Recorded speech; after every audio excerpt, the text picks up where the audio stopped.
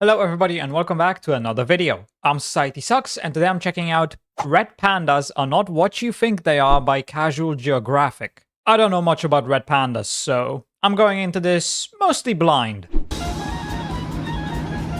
Oh, it's just up in a tree. Ooh.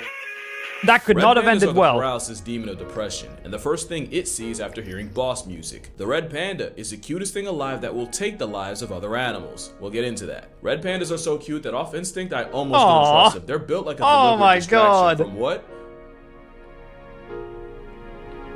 What? Bro's getting them gains. It looks like he's gonna sell me awful financially crippling insurance, and for the last time, I am absolutely on board. The red panda is so adorable, it's almost too good to be true. And like healthcare and insurance payouts, they actually are. This animal is not what you think it is. The internet will have you believing it's a wholesome, ginger, chunkus, ooh, raccoon, and panda adjacent, but I know the truth, and I will be exposing them. But first, this video it does was sponsored look by like absolutely no one. Except my personal biases, let's get it. First of all, the red panda is the biggest victim of cloud jacking in nature. This is actually the original panda. Let me explain. The red panda was first described in 1825 by zoologist Frédéric Cuvier, who called it the cutest, most beautiful animal he'd ever seen, and even gave it the scientific name Alurus fulgens, which literally means fire cat, and they earned the panda name from the Nepali word bonya, meaning bamboo eater. Sound familiar? Well, the obese, bamboo-eating bean chair of a bear was first described in 1869 by Pierre Armand David. 69, nice. They inherited the panda name because folks saw me bamboo and were like, damn, him too, and assumed the two bonyas were related. So yeah, this panda was actually named after that panda, almost 50 years after the fact. And somehow, even with half a century handicap, the second panda managed to lap the premier panda in popularity.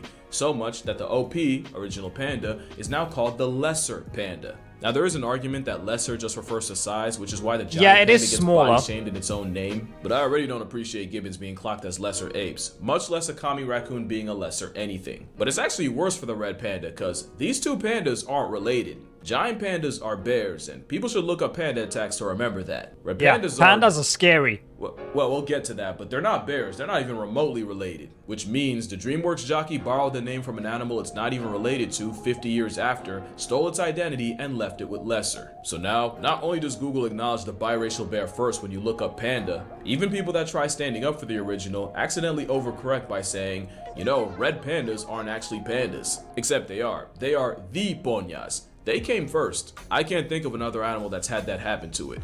Except maybe penguins. Penguins got their name from looking like a bird they're not even related to. But at least the great auk is extinct. Red pandas are still here, albeit they're He needs to make a video about that one. There's actually another issue I have. Because giant pandas would end up becoming the poster child of endangered species, and would even be immortalized as a World Wildlife Fund logo. I mean, look at that. You can't even point to pretty privilege. Red pandas are obscenely pretty. But when you save a non-profit money on printing fees by being black and white, you get the nod as the logo, and that's not even a joke. The price of color printing got the red panda passed over. They probably wouldn't have gotten the credit anyway, because if you know this logo, you know the company Firefox, and the Firefox mascot was based on a red panda. It does look exactly like it. Pandas have been shoved to the shadows. But what if I told you this all could have, and honestly should have, been avoided? Because remember, I said the Reds were first described in 1825 by Cuvier. Except, not really. It was actually General Thomas Hardwick who's credited with introducing the fire panda to the Western world, and he even did a presentation at the Linnean Society in London with what's considered the first ever red panda painting in Europe in 1821. Like Cuvier, Hardwick also wrote about them, except in his report, he didn't call it a panda, he called it a wah, based off their call. But despite writing the report in 1821, Hardwick's work wasn't published until 1827. With Cuvier's work out 2 years earlier, he got the naming rights, and red panda stuck. If Thomas could have just locked in a little earlier, we'd be calling this a wah or a chihuahua, and who knows what butterfly effect follows. So yeah, red pandas got shafted, would be better than just wah. But being compared to a bear, retconned as a raccoon, firefox, and firecat begs the question, if it's none of these, what even is a red panda? Alright, let's do this one last time. With mammals, there's two classes of carnivores, feliform and caniform, team cat and team dog. I'm sure you've heard this all before. And caniformia is made up of dogs, of all kinds, including steroid solo dogs, sea dogs, stink dogs, shiesty dogs, and dogs with a Napoleon complex. It was the bear family of Ursidae and the raccoon family of Procyon that split custody, as early scientists classified the red panda as part of one or the other. But DNA research determined that the wa was more like a what and was placed in its own family of Alluridae. So it's something completely different. Surviving member. However, further DNA studies as early as 20 years ago put the red panda under the Mustelidae superfamily umbrella. And if that's confusing, mustelids are the family of miniature caniform crashouts and weasel rage we all know and love. Hey look, that's Stoffel. So it's them. Is a superfamily that holds the mustelids, skunks, raccoons, raccoon equivalents, and now the red panda. I mean, it does fit into that these guys. The red panda category. is more like a living fossil that diverged from the other caniforms pretty early on. So it's more like they're their own thing. And while the ones we know are the last man standing, the red panda party used to be packed. For example, Samoscion bataleri was an allurid about the size of a cougar that would have had jaws on the level of a hyena. That would have been an American problem. But today, we're left with a much cuter version, which actually has two species, the Chinese and the Himalayan red panda. And if you can't tell them apart, neither could science. Until like 2020, because that's when it was widely accepted that these are two separate species. But honestly, I probably shouldn't be so hard on scientists for confusing them with bears. They only found that out 6 years ago. Obviously, both bonyas are absolute slurs for bamboo. But what was really confusing was both managed to evolve the same false thumb, a pseudo thumb whose purpose is to help them grip bamboo. Reminder, they're not related, but with the same thumb emerging, same tests, same answers means evolution's converging. But there is one thing they don't have in common. Why are red pandas red while the bigger mammals monochrome? Well, with the giant variety, the pandas are actually the color of compromise. It's believed they have white fur to blend into the snowy climate, black limbs to match the shade, black ears to intimidate predators and look like a threat, but black eye spots to help individuals recognize each other. That's literal face ID. And science says having an awful diet is why. Because bamboo gives them so little, they'll never be able to store enough fat to hibernate. And with them being constantly on the move to look for food, they can't molt their fur fast enough to match their environment. That's why I said compromise. It's the best nature could do. Red pandas are like the pretty privileged sloths of Asia because they spend 90% of their lives in the trees and they spend most of that sleeping. Go see one in a zoo and you'll see what I mean. Oh, that's adorable. Yeah, this was worth the car ride, the train ride, the path train ride, and the price of admission. Me. Oh, never mind. Oh! Red-white fur means the wa disappears in fir trees covered by reddish moss and white lichen. But of course, the most famous thing these two have in common is their choice of diet. They fully committed to lives as bamboo sinks, so much that the giant bonya actually lost their ability to taste meat. You might catch a bear trying a dead wildebeest or murking a peacock, but virtually all their protein comes from bamboo. It's even been found that giant pandas have a sweet tooth, with them preferring natural sugars over water. Red pandas move to a similar beat of being sugar mostly over for water? bamboo. They'll also mix it up with fruits, nuts, blossoms, the occasional egg, birds, mice. I told you.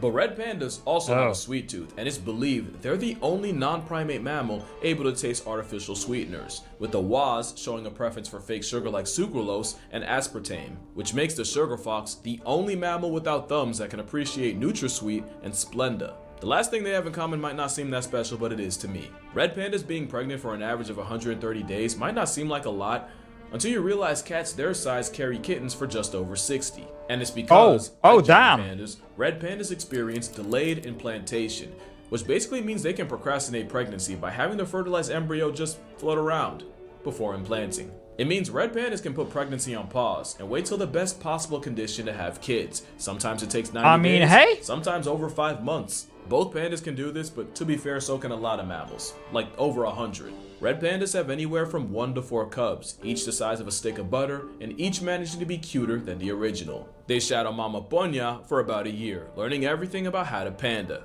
But by far, the absolute cutest thing about them is that at about 6 weeks, the ginger cubs reach what has scientifically been referred to as the crackhead phase. Many animals use play to sharpen the skills they'll need later in life, and precocious pandas will play with and pounce on anything, often their parents, in a period that has been called the popcorn phase. It's so sweet, I think I have diabetes. I don't care what y'all think or what it costs, I'll tank any consequences to have this in my house. Is what I would say if I didn't know the truth.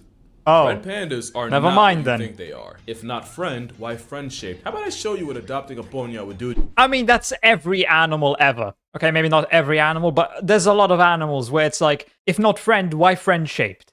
There's a lot of animals like that. Your life, because you'd end up hating both. The day you brought one home, you'd notice a major difference between a fire cat and an actual cat. As much as cats would hate to admit it, cats are social animals and actually appreciate affection. Is he sucking his ear? Are solitary and only really tolerate their own kind when they're making or raising babies. And as So they're zookeepers will racist. tell you, unless you're carrying food, a living plush toy will barely acknowledge you. In fact, probably avoid you. The sick joke is, the animal that's friend-shaped is not friendly at all. And they also really hate being picked up. That's basically a threat. And while the red panda's first response to being threatened is adorable, I mean, there's a lot their of second cats choice is a with lot those less same cute. qualities. The same panda's first response to being threatened is adorable. Their second choice is a lot less cute. The same semi-retractable claws for gripping trees would deliver one hell of an attitude adjustment. Those first do time look you try to dangerous. play them for a pet. And the same jaws for crushing bamboo would easily make your hand see-through. Your house is their prison and solitary confinement is their mission, and they'll maul the goodwill out of you. And as is the case with a lot of wild animals, human-raised red pandas are way more aggressive and trigger-happy with their temper. Also, their diet would bankrupt you, but it's the consequences of what they eat that would really be a problem.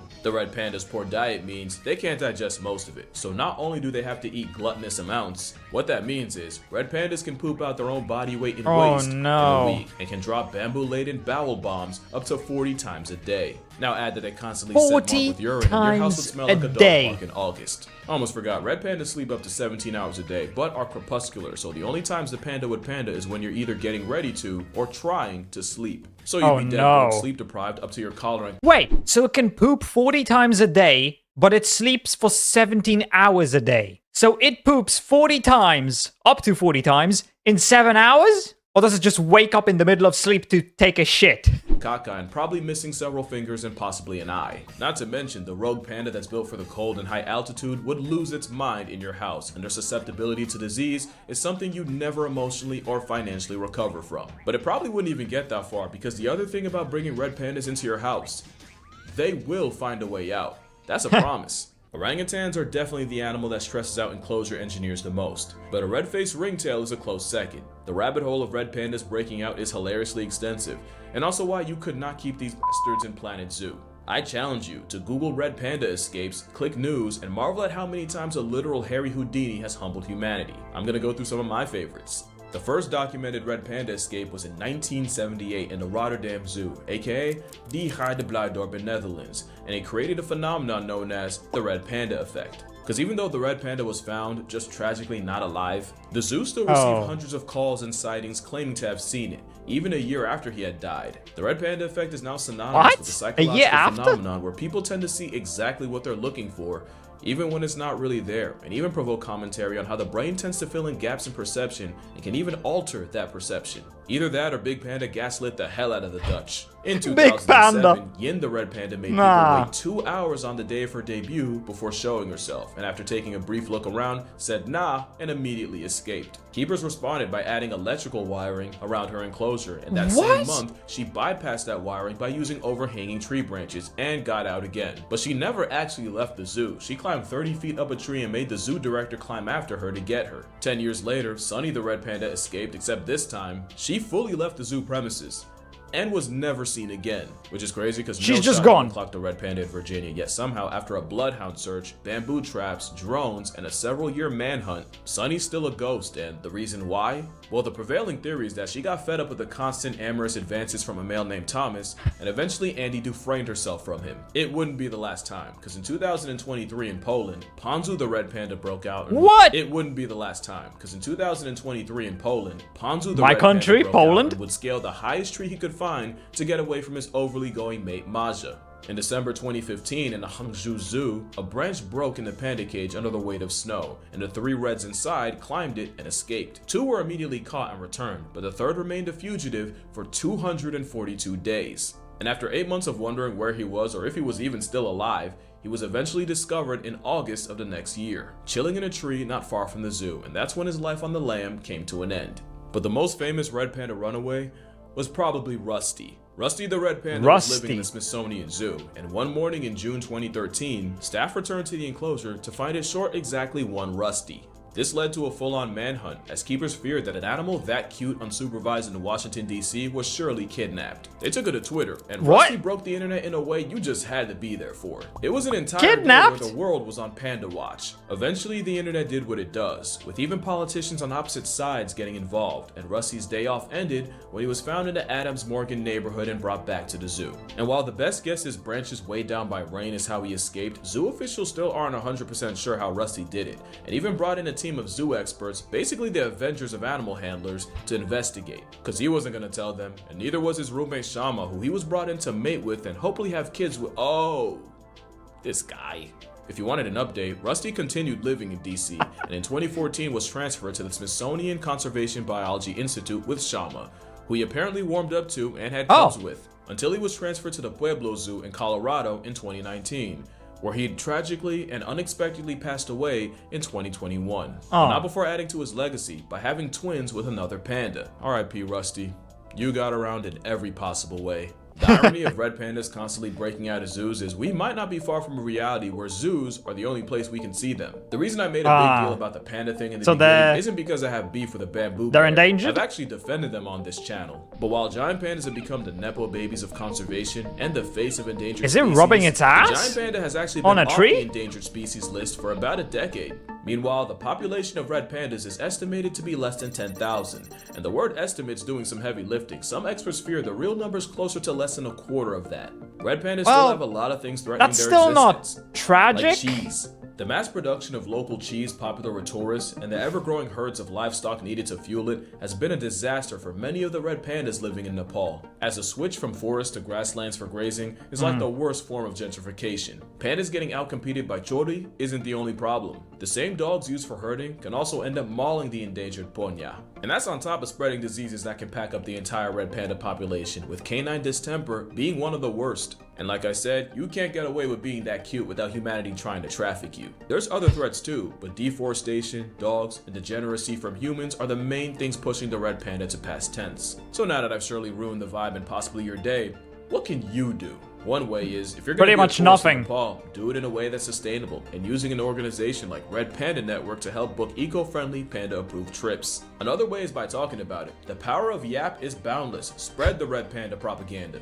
And I'm not saying they have to, but if we could get the WWF to change their logo, that'd be dope. But speaking of RPN, the easiest way would be by supporting Red Panda Network, either by donating, which I'll be doing, and if you'd like to as well, I'll leave the link in the description, or even adopting a panda, the unproblematic way. Or you could volunteer, which there's an idea for a video. But that's gonna do it for this video. Drink water, hug your mother, touch grass, hug your father. Never stop talking about the original panda. You have my permission to be annoying about it. And I'ma see y'all in the next one.